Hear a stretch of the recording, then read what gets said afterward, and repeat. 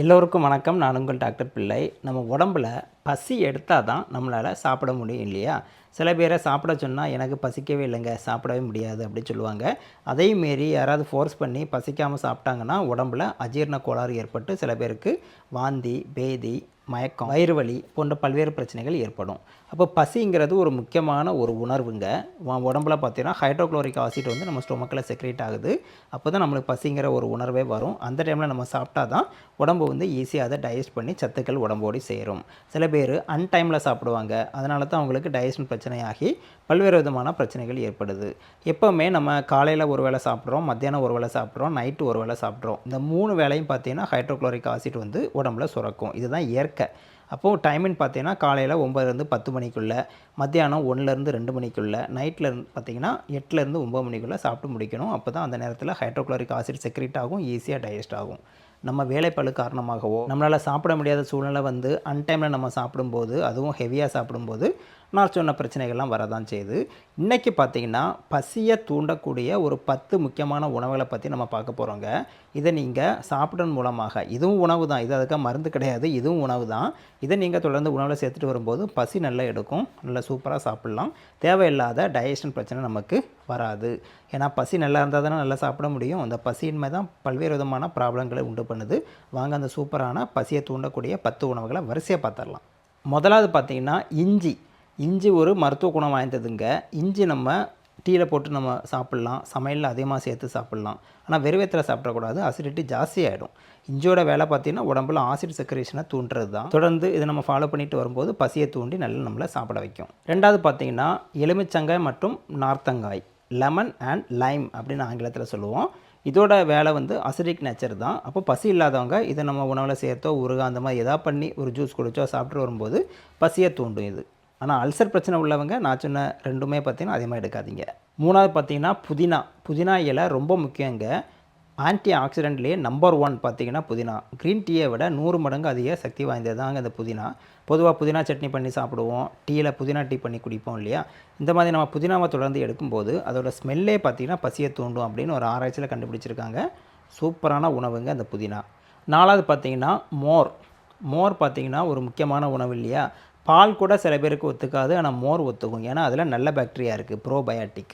மோரை நம்ம தொடர்ந்து சாப்பிட்டு வரும்போது நம்ம உடம்புல டீஹைட்ரேஷனை போக்குறதுக்கு முக்கியமான பங்கு வைக்கிது. அதனால தான் கோடை காலத்தில் பார்த்திங்கன்னா அந்த நீர்மோர் பந்தல்லாம் போட்டிருப்பாங்க இல்லையா? மோர் வந்து முக்கியமான உணவு. நம்ம சாப்பிடும்போதும் பார்த்திங்கன்னா விருந்துலலாம் கடைசியாக மோர் சாப்பிடுவோம். அப்போ தான் சாப்பிட்டது டைஜஸ்ட் ஆகணும் அப்படின்ட்டு. இந்த மோரில் பார்த்திங்கன்னா கொஞ்சம் வெந்தயம், இஞ்சி தட்டி போட்டு நம்ம குடிச்சிட்டோம் அப்படின்னா இது வந்து செரிமான கோளாறை போக்குறதுல முக்கியமான பங்கு வகிக்குது. அஞ்சாவது பார்த்தீங்கன்னா ஒரு சில பழங்கள்ங்க, பலா, வாழை அப்படின்னு சொல்கிறோம் இல்லையா? இது கூட திராட்சை பழம், இதெல்லாம் பார்த்தீங்கன்னா பசியை தூண்டுறதுல ஒரு முக்கியமான பழங்கள். அதனால் அடிக்கடி சாப்பிட்ருவாங்க. ஆறாவது பார்த்தீங்கன்னா மிளகு, ஜீரகம், கருவேப்பிலை கலந்த ரசம். மோர் மாதிரியே ரசமும் பார்த்திங்கன்னா நம்ம கடைசியாக தான் சாப்பாடு சாப்பிடுவோம், அப்போ தான் டைஜஸ்ட் ஆகணும் அப்படின்ட்டு. சில பேர் சூப் மாதிரி கூட ரசத்தை குடிப்பாங்க. சில பேர் சளி தொந்தரவு இருக்கும்போதும் சரி ரசத்தை குடிப்பாங்க. ரசம், கொள்ளு ரசம் அப்படின்னு பல்வேறு வகையான ரசம் இருக்குது. அதில் மிளகு ரசம் வந்து பெஸ்ட்டுங்க. இது பசியை தூண்டக்கூடிய ஆற்றல் இதுக்கு இருக்குது. நீங்கள் என்ன தான் சாம்பார், பருப்பு அதெல்லாம் வச்சு நிறைய சாப்பிட்டாலும் கடைசியில் ரசம் சாதம் சாப்பிடும்போது தான் டைஜஸ்ட் ஆகும். ஏழாவது பார்த்திங்கன்னா வெந்தய நீர். சில பேர் சாப்பிட்டு முடிச்சுட்டு டைஜஸ்ட் ஆகலைன்னு சொல்லிட்டு இருப்பாங்க. சில பேர் வயிறு வலிக்குது, சூட்னால் வயிறு வலின்னு சொல்லுவாங்க. அப்போ வெந்தயம் தான் குளிர்ச்சி முக்கியமான இது. ஒரு பாத்திரத்தில் பார்த்திங்கன்னா கொஞ்சம் வெந்தயத்தை விட்டு தண்ணியை கொதிக்க வச்சு குடித்தாலும் சரி, இல்லைனா சாதாரணமாக வெந்தயத்தை கொஞ்சம் வாயில் போட்டு தண்ணியை குடித்தாலும் சரி தாங்க. வெந்தய நீர் வந்து முக்கியமான விஷயம். உடம்புல பசியை தூண்டுறதுக்கும் இது தேவைப்படுது. எட்டாவது பார்த்திங்கன்னா தயிர். மோர் மாதிரியே பார்த்திங்கன்னா தயிர் ரொம்ப முக்கியமான விஷயம், ப்ரோபயோட்டிக். தயிரில் வந்து நல்ல பாக்டீரியா நிறைய இருக்குது. நம்ம சாதம் சாப்பிடும்போது கடைசியில் தயிர் கூட சாப்பிடுவோம், தயிர் சாதம் கூட தனியாக சாப்பிடுவோம். பசியை தூண்டி நம்ம வயிற்றோட ஃபங்க்ஷனை சீராக்கிறதுல இந்த தயிர் முக்கியமான பங்கு வைக்குது. 9வது பார்த்திங்கன்னா சுக்கு, ட்ரை ஜிஞ்சர்னு சொல்லுவோம். இஞ்சி வந்து காஞ்சி போனால் சுக்கு பார்த்திங்கன்னா கொஞ்சம் பார்த்து சாப்பிடணும். ஏன்னா உடம்போட சூட்டை அதிகரிக்கும். ஆனால் அதே நேரத்தில் உங்களுக்கு சளி பிரச்சனை இருக்கும்போதும் சரி, வயிறு வந்து அஜீரண கோளாறில் தவிக்கும் போதும் சரி, சுக்கு நீர் வந்து உங்களுக்கு ஒரு வரப்பிரசாதமாக இருக்கும். அளவோடி குடித்தா சுக்கு நீர் ரொம்ப நல்லது.